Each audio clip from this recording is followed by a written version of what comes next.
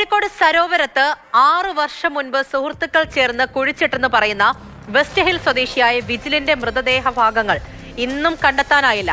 മഴ കാരണം ചതുപ്പിൽ വെള്ളം പൊങ്ങിയത് തെരച്ചിൽ ദുഷ്കരമാക്കി. കടാവർ നായകളെയും മണ്ണുമാന്തി യന്ത്രവും എത്തിച്ചായിരുന്നു ഇന്നത്തെ തെരച്ചിൽ.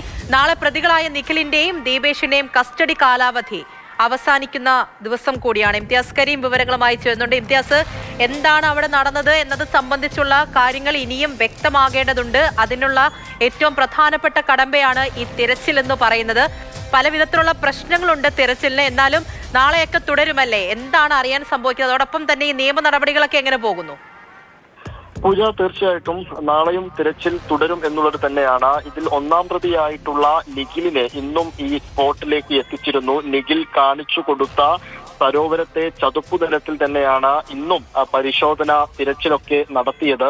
മണ്ണുമാന്തി യന്ത്രവും അതുപോലെ തന്നെ നേരത്തെ സൂചിപ്പിച്ചതുപോലെ തന്നെ രണ്ട് കെടാവർ നായ്ക്കളെയും അങ്ങോട്ടേക്ക് കൊണ്ടുവന്നിട്ടുണ്ട്. അങ്ങനെ ആണ് ഇന്ന് തിരച്ചിൽ. പക്ഷേ അവിടെ ചതുപ്പിൽ വലിയ രീതിയിൽ വെള്ളം പൊങ്ങിയത് ഇന്ന് തിരച്ചിലിന് വലിയ പ്രതിസന്ധിയായി മാറി. അത് കാരണം ഇനി അവിടെ കല്ലുകളും മണ്ണുമൊക്കെ ഇട്ട് ചതുപ്പിലേക്ക് JCB ഇറക്കിയാണ് ഇനി നാളെ തിരച്ചിൽ നടത്താൻ ഒരുങ്ങുന്നത്. പക്ഷേ അത് ഈ മഴ ഇങ്ങനെ നിൽക്കുന്നത് കൊണ്ട് പെട്ടെന്ന് തിരച്ചിൽ നടത്തി മൃതദേഹ ഭാഗങ്ങൾ കണ്ടെത്തുക എന്നുള്ളത് ദുഷ്കരമാണെന്ന നിഗമനത്തിലാണ് ഇപ്പോഴും പോലീസ് ഉള്ളത്.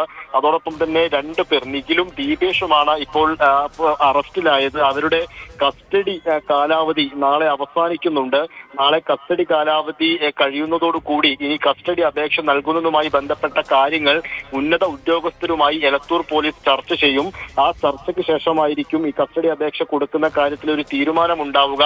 കാലാവസ്ഥയൊന്ന് മാറിക്കഴിഞ്ഞാൽ ഇവർ ചൂണ്ടിക്കാണിച്ച അതേ സ്പോട്ടിൽ തന്നെയാണോ ഈ മരിച്ച വിജിലിനെ കുഴിച്ചു മൂടിയത് എന്ന് അറിയാൻ സാധിക്കും. പക്ഷെ പോലീസ് ഇവരെ ചോദ്യം ചെയ്തതിൽ, നിഖിലിനെയും ദീപേഷിനെയും കാര്യമായി ചോദ്യം ചെയ്തതിൽ ഇവർ കാണിച്ചു കൊടുത്ത സ്പോട്ട്, ആ സ്പോട്ടിൽ മൃതദേഹ ഭാഗങ്ങൾ ഉണ്ട് എന്ന ഉറപ്പിൽ, എന്ന വിശ്വാസത്തിൽ തന്നെയാണ് എലത്തൂർ പോലീസ് ഉള്ളത്.